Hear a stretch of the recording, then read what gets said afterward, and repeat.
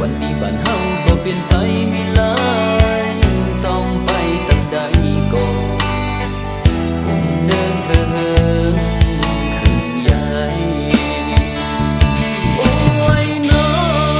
เมื่อเฮาปิ้นพาน้อยลิ้นแม่พี่อาการที่ชาดเดียว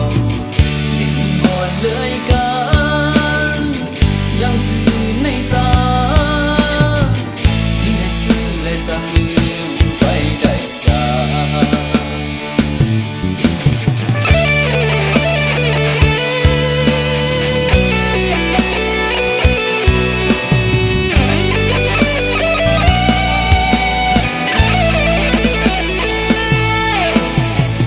ก็สู้คนนี้